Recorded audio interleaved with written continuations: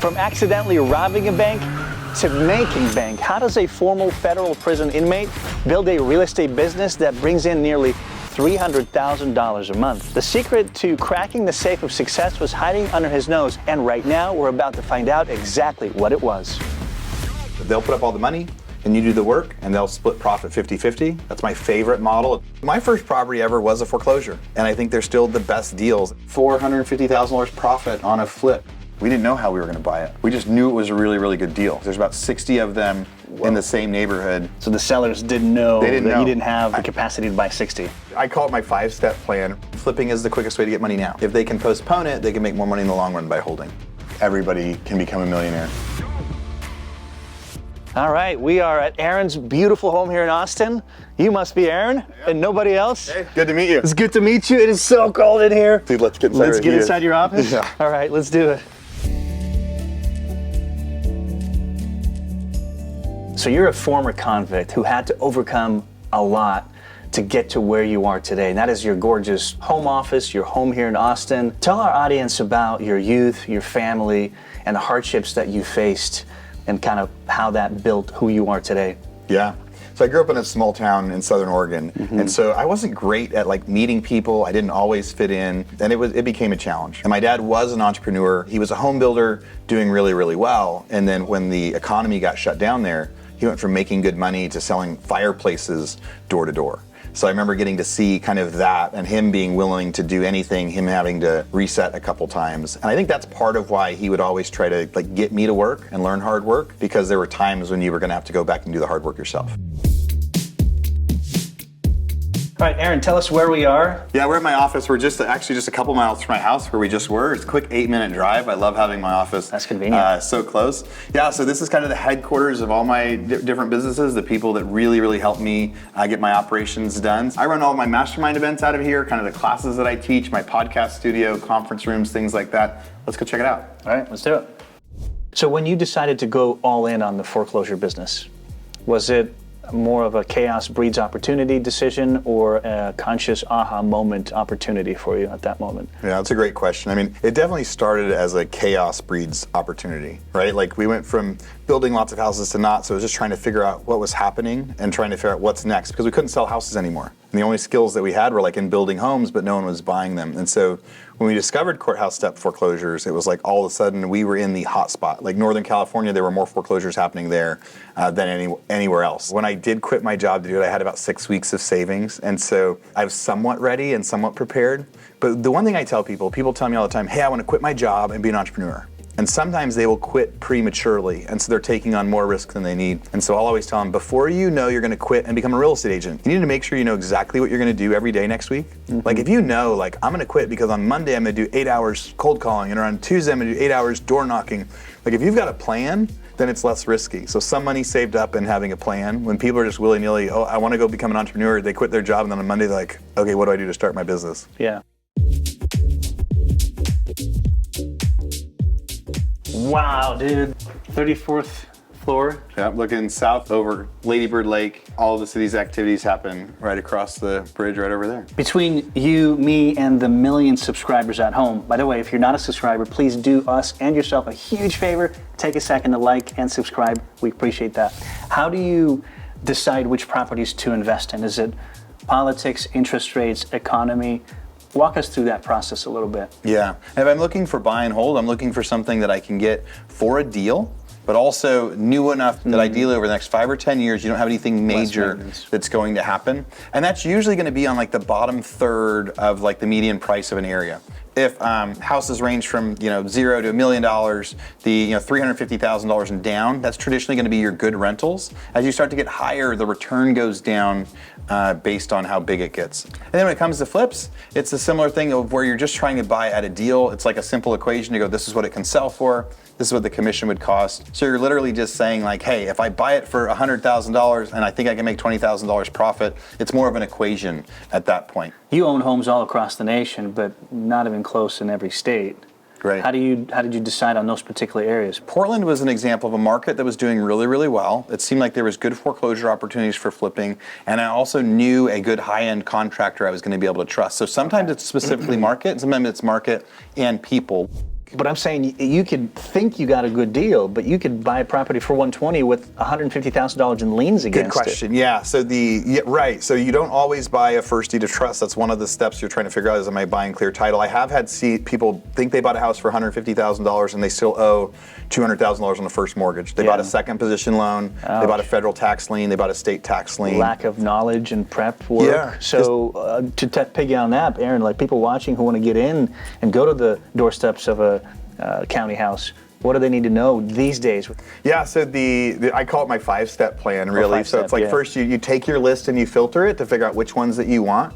Next, you're going to go drive by all of them. You need to make sure that you see them in person. After you drive by and see it, you started with maybe 50 houses, now it's 30. After you drive by, now you've got 20 left because maybe a couple of people said, get off my property, or one of them had 10 cars in the driveway. Then you do title. You make sure which ones have clear title. Then you do your comps, prepare your bidding. That's like your step 4, and step 5 is you go to auction. So yeah, so it is, the 5-step plan is very simple. It's just, you just got to put forth the effort. How are you funding the purchases, the foreclosures? What's the average cost on a home here in the Texas area? And are you flipping or are you holding? Yeah, so many people think they can't get into foreclosures because they say, hey, it's all cash and I don't have the cash. Doesn't matter how many I'm done, I'm not trying to buy them with my own money. Mm-hmm. So what's most common for foreclosures is getting an investor that either will split they'll put up all the money and you do the work and they'll split profit 50-50. That's my favorite model. It's the super simplest thing. Everybody's incentives are aligned. Or people get hard money lending to buy it. Now, hard money lending is more expensive, higher interest rate stuff. So that's the ways that we're getting it. I'm still getting it today. So if you're in the heart of Austin, the average price is probably $500,000-$600,000. Really? If you are an hour north of here, though, the average price is like $160,000. Wow. You know, so that we're buying. And so most of the stuff that I bought were kind of the outskirt areas to get started because it was less competitive. So you see all different ranges right now. Mm-hmm. I would say the average one that we hold right now is probably about $300,000 a house. And then out of 10 bought, how many are hold versus flip? Yeah, so it's probably 1 to 2 out of 10 are going to be flip, and 8 out of 10 are hold. You went from 90 to 100% flip to pretty much the opposite of 90% hold. Yeah, and part of that, it was a long-term game. It wasn't as you first start going into that version, you might have to do maybe 2 or 3, maybe 3 or 4 flips compared to the rentals because you're trying to replace income and things like that. I got to the point where I was no longer trying to replace income. I was just trying to do just enough flips to like pay the bills, and the rest I wanted to keep as that longer hold stuff. But it depends on someone's personal goals. If people need the money now, then flipping is the quickest way to get money now. If they can postpone it, they can make more money in the long run by holding. What is the advantage of buying neighborhoods versus single-family homes or property in bulk? What have you learned so far? Early 2021, though, I saw this like kind of unique opportunity. Something I learned from Blackstone when they put me out of business was they bought essentially everything that was for sale in an area, and within a short period of time, the market went way up. What's the most recent bulk purchase that you made? You mentioned a community you bought? Yeah, and it was all these new construction duplexes. There's about 60 of them in the same neighborhood. We got them in escrow at $280,000 per duplex, right at the very beginning when they were under construction. Now, by the time construction was done and they were getting released to us, they had appraised for $400,000. Whoa. So we were able to buy these things very quickly, do cash out refinances where we were able to pull money out of them and have them still rent. So you buy for $280,000, both sides rent for $1,600 a side, and so that's $3,200 in rent on a $280,000 investment.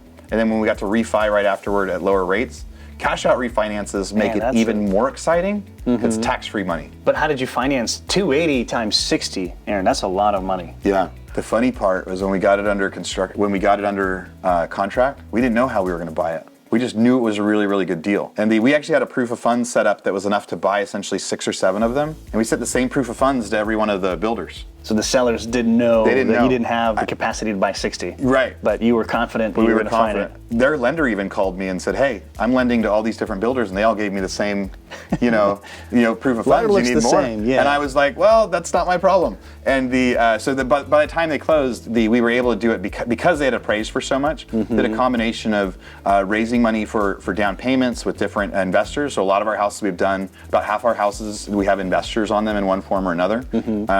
But then also some of them we were able to take out conventional financing at closing, but for 100% financing because it had appraised so high. Wow. All right, guys, blitz time in the sauna. It's our first. Let's dive into it. Aaron, what are the key personality traits of great contractors? Any red flags? I guess ones that say they do what they say they're going to do for contractors. So it's usually pretty quick to figure out, but you also have to know like 1 out of 10 contractors are going to be ones you're going to hire. What is the best way to find local deals? Do you recommend off-market or on-market for flips? Off-market is definitely always going to be a better deal. Like sometimes people can go to wholesalers, there's pros and cons to that, but if you're able to buy something direct from a seller, off-market, you're always going to get the best deal. Does flipping houses result in a better, faster ROI than holding them and paying down the loan? Yeah, so flipping houses is usually faster, right? So like sometimes it's like you can buy the house, fix it and sell it and make $20,000 now. If you're keeping it as a rental, you might be doing that to only make like $200 or $300 a month. So it seems more exciting to keep it as a flip, but if you do things really, really well, maybe a few months after you finish doing it, you can refinance it. If you get a cash out refinance, we found that we were able to get almost as much money out of a flip, like taking $10,000 or $20,000 out as a cash out refi, and you get to keep the asset. So the best is actually, instead of flipping it for the quick cash now, is keeping it as the rental, refinancing it, and getting cash as if you flipped it, but then you keep it. What's the most you've ever made from a single property? What's the most you've lost? Oh man, I've lost a couple $100,000 on a property that wasn't even a couple $100,000 property to begin with, just buying really bad, foundation issues and things like that. That was probably like a $450,000 profit on a flip, that's life-changing money. Given your background, a cinematic adaptation of your life story isn't out of the question. Who do you think should play in the movie version of your life? Is it more Ocean's 12 suave or gritty drama? I would love it if my life could be written in the Ocean's 12 version. So I don't know who would really play the part, but I think there's so many fun kind of ups and downs and like mischievous stuff and good decisions versus bad, or like making the big deal happen. So I think the Ocean's 12. That's cool. Okay, if you could have dinner with anyone, dead or alive, who would it be? Oh, my grandpa that I never got to meet. That's probably just way more self-serving than like business or anything else. But yeah, I've heard all sorts of stuff about my grandpa that died before I was born. Man, that's awesome. Okay, best part of being an entrepreneur and the worst? Best part is flexibility and money when it's working, and the worst part is probably flexibility and money when it's not, right? Because the flip side of it. Yeah, the flip side of it is like when you're making lots of money, it's an amazing thing. But when you're having months and years that you're losing money, and you're actually like paying money to stay in business, it's a lot harder, and people don't seem to see that part as much. Yep. Following the advice to do what you love is pretty hard. And if you love creating content like us while making a sustainable living, it's even harder. That's why we're such huge fans of Kajabi, the ultimate all-in-one platform for content creators. Kajabi allows creators and entrepreneurs to launch online businesses that actually generate recurring revenue. With Kajabi, monetizing your content has never been simpler. We could start an online course about fundraising or a podcast about a golden retriever whose social media earns 6 figures a month. No matter how you choose to create, Kajabi is there to help you turn your audience into customers. With marketing tools, analytics, and custom web templates, you can sell to your audience without a huge following. Thousands of Kajabi creators are making 6 figures with less than 50,000 followers. And right now, Kajabi is offering a 30-day free trial to start your own business if you go to kajabi.com/upflip. That's kajabi.com/upflip. Go to kajabi.com/upflip to earn more doing what you love. How has your experience in jail shaped you and set you up for success as an entrepreneur? I always tell people, like, when you learn the lesson and once you learn it, you got to go do it. Well, 2 years in prison gives you a long time to learn the lesson, long time to think about what you want to do, but also a long time to dream. People spend so much time in there dreaming about big goals and like getting bigger and bigger. So I think getting the big goals, and also, being appreciative for life I have now. Knowing that there's just so much real opportunity. What was it like, though? I mean, a dude coming from a small town in Oregon over to California prison, right? Can you share any insight as to maybe lessons learned within the prison walls that are aha moments, or like, just anything interesting? It was really shocking going from where I lived to there. Right? Were you scared? I was scared. There was a strange balance of like being scared and excitement, and really curious and interested in what was what was going on. Yeah. What I learned too was like being authentic and being honest, and also not judging a book by its cover. because when I got to like meet people and talk to people, they liked me for me and I liked them for them. You know, I became the GED teacher in there because I was one of the few people that had a college education. And these guys that were my students were big, tough looking dudes, tattoos. Big, tough guys with tattoos that grew up in gangs in Southern California. And when they went in there, they really wanted to learn how to read and how to write and do the things. And they would ask me to do extra tutoring on them. They also really wanted to succeed. They also really wanted to get an education. They just grew up in different places. So I mean, people can grow up anywhere and overcome it, but it really helped me become empathetic to other people's stories. And to say, like, you know, even though people grew up with better, you know, childhoods than I did, like I still had a better childhood than most. And trying to be more empathetic of where they're born is going to impact 90% of their life's opportunities, and trying to see them for who they are instead. Is buying foreclosure property a good move for a new investor as opposed to low risk investment? You know, you find a rental, you know what you're buying, and so on and so on. Like, what can you speak to that? If investors want to get started with something, I think the biggest key is just go buy something, right? As soon as they get to buy something, whether it's through a wholesaler or MLS or somewhere else, it's a good way for them to get started. But my first property ever was a foreclosure, and I think they're still the best deals. And so I think through foreclosures, either at auction or buying direct from an owner who's in foreclosure would be the two ways you get the best deal. And if you get a really good deal, especially for your first one, then you can kind of mess up on your construction and other stuff. So overall, yes, first time buyers definitely do foreclosures. My first 100 investments were foreclosures. And it's not like we're getting anything by saying this, but I mean, like, Roddy's is a good service that you want to look at as you're a new investor, right? It's one of the things we're the proudest of with Roddy's, because yes, we're nationwide, we've got the products everywhere, but so much of the teaching and everything we do is completely free, all of our onboarding. I want to see people succeed. The only way people are going to keep subscribing to us is if they actually buy a house, right? So we want everyone to crush it in this, and yeah, the way that we've built out the software helps people like follow the steps, reduce the risk, where we've tried to make it as easy as someone buying a house, like looking at Zillow and buying it that way. It's 2007, 2008, the market in general is kind of going down the toilet. Yeah. Help us understand what those first 12 months to 24 months looked like as far as buying foreclosure. Why foreclosures? Was it a low cost of entry for you? What happened back then is housing prices literally went from $500,000 to $200,000 in a neighborhood. So that created this unique experience where then someone would go to sell their house for $500. They can't. And they can't. And even if someone wanted to buy it for $500, the banks wouldn't appraise it for that. So this short sale industry started. So tons of people wanted to buy. They mostly could afford was $200. So many people wanted to sell for like $300. And so it created that gap. A lot like what we're seeing in the real estate market today. There's a lot of people that want to buy at a certain price, but because rates have gone up, you know, sellers and buyers are still kind of far apart. In that. So we were really the only game in town when it came to houses that were selling, you know, on MLS, traditional stuff. There was either a bunch of short sales that were going to take 6 months and maybe not even get approved, or there were foreclosure flips. And so it pretty quickly became the biggest opportunity because there were plenty of buyers. Tell us about your initial buying from the auction experience on the doorsteps. I mean, most people probably don't know, and they're like envisioning a fast-talking guy with a gavel, and you want to go, try. Walk us through, give us an insight. Yeah, I mean, my first time there was really the craziest story too, because we had watched a couple of the auctions happen. We showed up and we were kind of ready and prepared to bid on our first one. And a guy named Eddie, with my friend, rides up on a skateboard, you know, sets up on the trash can, and he starts calling out this property to bid. And he calls out our address, and he says, going once, going twice, because there's only 3 other bidders at the time. And there are some locations. Wait, 3 other people at the auction? There's only 3 other people at this auction, and like 10 houses had sold before this address come up. So they had each bought some houses already. Well, we only showed up with this one that we were planning to bid on. And in some locations they do the fast talking, but really it's a lot less formal than what you'd see on TV because they don't have to be professional auctioneers. And he says, going once, going twice. And the guy I'm with, Glenn, says, excuse me. And he looks at us and says, yes. He goes, we'd like to bid. And he goes, would you like to bid a penny over?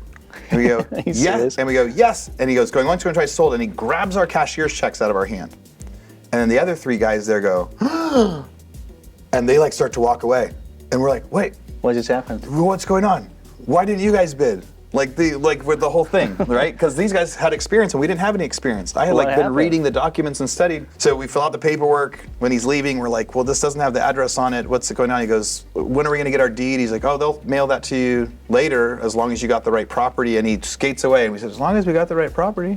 I mean, the long story short is 2 weeks later, the deed showed up. We went and recorded it. We got a new title report. We owned it free and clear. We had bought a good property, and we were really off to the races for that. But it was a pretty scary experience at first. So as entrepreneurs, we're prone, we have to go all in to make it happen. Yeah.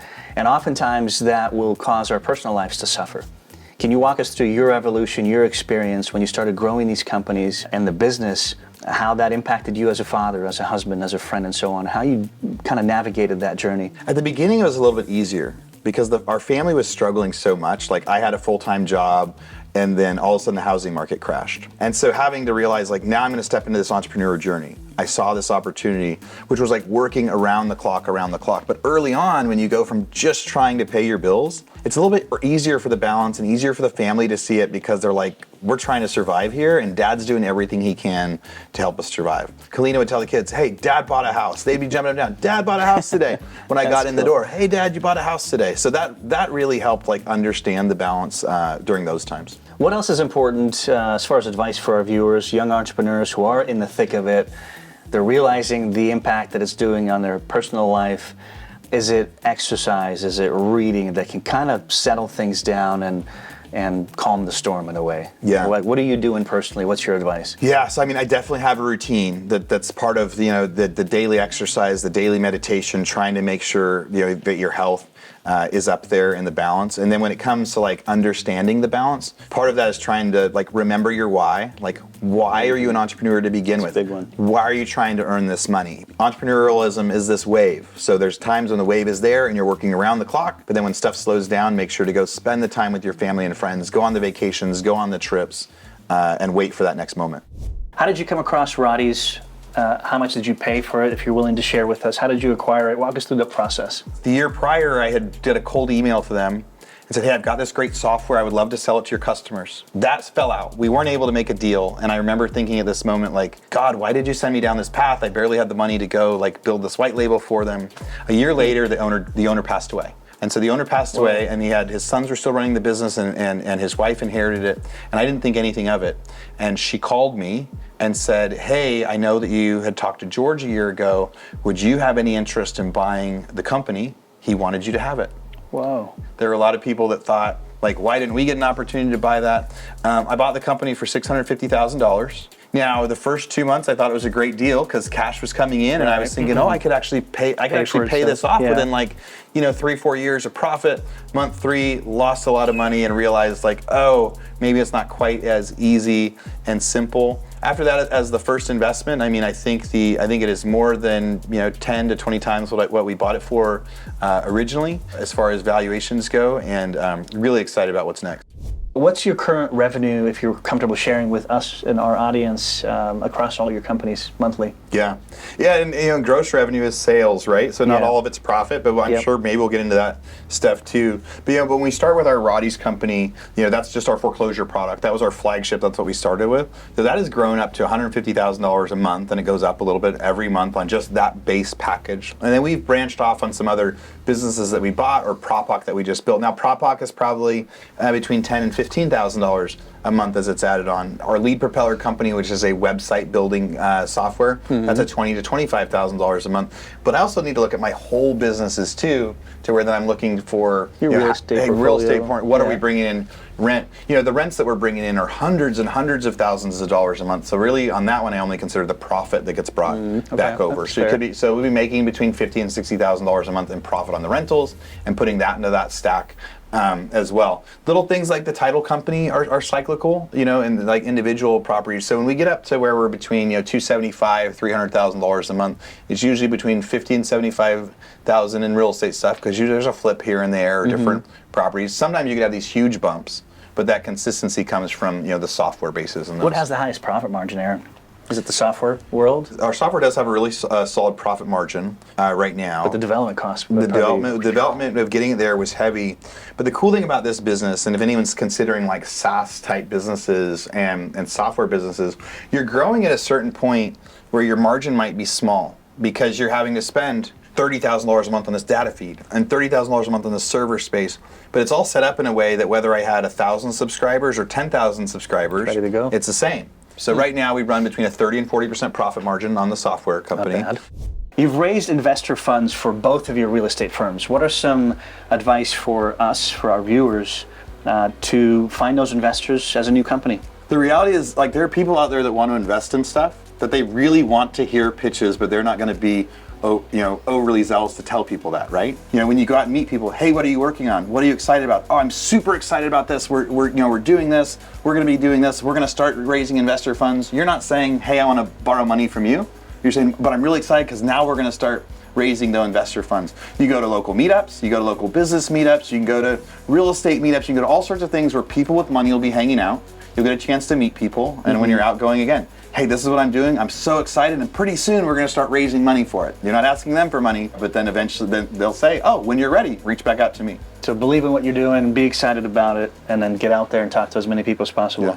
And take people up on it. When they say, hey, reach back out to me when you're ready, like I've also had people that they're like afraid to go do that outreach. No, if somebody gives you any interest at all, they're interested in hearing from you. 2009 is when you started the foreclosure business. By 2012, you're flipping 15 to 20 homes. Cash is coming in. You're making a good living. The business has value. Somebody approaches you and offers you big money to buy you out, but you say no. Why? Yeah, it's one of those decisions where you look back and go, man, I wish I would have thought different. At that time, it was Blackstone. So two people came out from Blackstone. They were just about to start their single-family rental business, and they wanted to get in, and they wanted to find somebody in Northern California. And I remember them telling me, hey, if you don't come work for us, we're going to put you out of business. They said that. They said that flat out, and in the nicest way possible. They were really smart guys. Yeah, at least they were nice with it. But like 2 or 3 reasons I didn't accept it.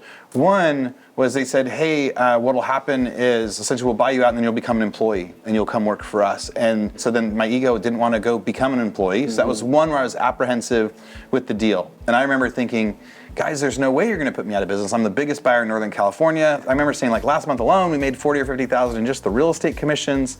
Like, I'm fine. But thanks anyway.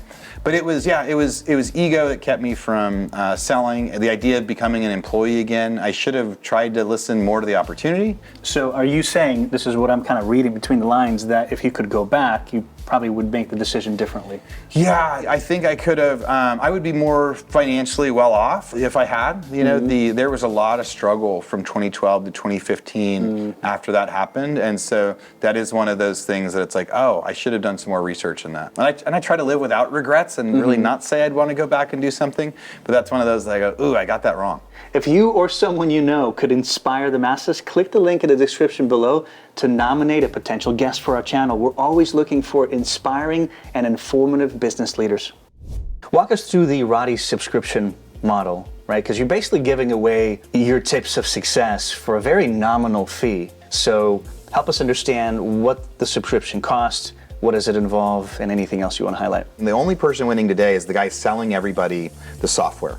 And so the Roddy subscription model essentially sells foreclosure leads to everyone in Texas. If someone's going to buy a foreclosure in Texas, Roddy's is the only provider out there where they can get those foreclosure leads from. One of the other ways we've evolved, when we first started, it was just helping people essentially buy foreclosures. Strictly foreclosures. Yeah, strictly foreclosures on the courthouse steps. But now it's unique because almost everybody scheduled for foreclosure has a ton of equity. So we've evolved our software and our model to be able to help find those people scheduled for foreclosure ahead of time, help buy their house to essentially prevent foreclosure, to where it creates this great win-win system. Wow. How much does it cost for you to operate Roddy's? I mean, is it a big team? If so, how many people? It's actually pretty expensive to operate. It's to the point that we could add 1,000 users without our costs going up very much, but we're about $160,000 a month to operate. Now, some of our big expenses are like the data feeds where we get information from, our server costs, our engineering teams, and things like that. When it comes to how we kind of get customers and that team, we have about 40 people that work for us just 1 day a month. Wow. They go out to auction and they're essentially finding people that are there, and that's like our top of funnel connection. I have 6 full-time employees that are sales and marketing and customer service and things like that. And then we have a full software team in India of 10 people that essentially that office works exclusively for us. You embody the sentiment of everything happens for a reason kind of a guy, right? Yeah. How do we as entrepreneurs stay humble, stay true, stay kind to ourselves, even in these low points? Because what you went through, it could break someone and they'll never recover. It didn't happen to you. Why? There's a few months of tragedy, right, when it happens. And there's tragedy and regret. And I do believe to learn, you have to go through some of that. So I had to go through some of that. But then I hit this reason, and it was like, man, essentially like, why did this happen? Like everything happens for a reason. Once you discover the why, because I remember discovering the why of, oh, I had the wrong priorities. Oh, this is why this happened to me. This was the lesson that I was supposed to learn. Then that's the moment you have to rise up and go, I will find another opportunity. I don't know when it's going to hit, but I'm an entrepreneur. I'm bound to find an opportunity again. And now I've learned my lesson so that when I do get a second chance, I'll be ready. Like, we have a responsibility that once we've learned a lesson from the hardship, we can't sulk it anymore. And go, okay, I've learned my lesson, what's next? With all your experience and what you see happening in the economy, what's your take on real estate market in the next 5 to 10 years? You know, the commercial real estate industry right now over the next 5 years, you know, we're seeing tough, because we're seeing major foreclosures, like $40 million buildings sell for $11 or $12 million. Wow. But I don't think they're gonna really come back in the next 5. We're gonna see a lot of build up in like multifamily. So like multifamily values, there's a lot of corrections this year with cap rates. So a year ago where you saw a bunch of people syndicating and trying to invest in multifamily and like getting a whole bunch, we're gonna see a lot less of that, a lot less of those kind of syndications. And good thing about tough real estate times is it does get rid of most of the it weeds out the people that are either dishonest or don't know what they're doing, or those bad operators. So you'll see fewer bad operators out there raising money so investing in other people should become less risky. If you were to hire a contractor today, what are the traits that you look for? I want to say like how you do one thing is how you do everything. It's meaning like how professional they are and like providing an estimate and calling you back and texting you and responsiveness at the beginning is how they do everything. That's not necessarily true, but the way they do one thing can be a clue of how they do everything else. Is he easy to reach? When I called him from a number he didn't recognize, did he answer right away or did he send it to voicemail? And then it's like getting quotes on the properties at the beginning. And then once you do get quotes, asking them for their, hey, where's the last job that you did? Can I come see it? You know, you're only going to end up keeping like 1 out of 10 contractors. I tell people like you're going to hire 10 painters, you're going to end up firing 9 of them and then finishing with that one and then using that one forever. So taking time up front can really help with a lot of those future headaches. So it's normal to expect some turnover.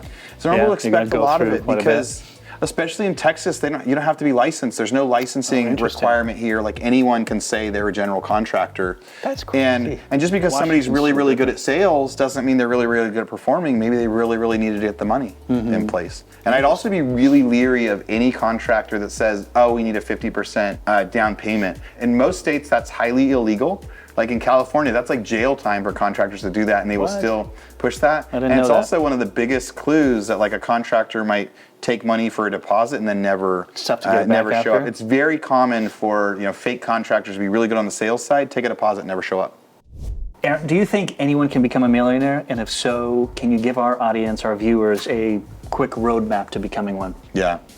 Dude, I absolutely think everybody can become a millionaire. Real estate's obviously my favorite method of it, but one of the reasons I love real estate the most is you can like hit nice, easy, safe singles, and then if you do enough of them and you wait just a little bit of time, those singles turn into home runs. And if it's not real estate and it's another hustle, there's lots of ways to become a millionaire, but don't just quit your job and go do it, because that stable W-2 income should give you the ability to take the risks that you need to take in order to have some big wins. If you've just started your entrepreneurial journey or are already growing your empire, uncertainty can be like prison. So break out of bad habits and steal advice by visiting UpFlip.com for guides that are proven by world-class entrepreneurs.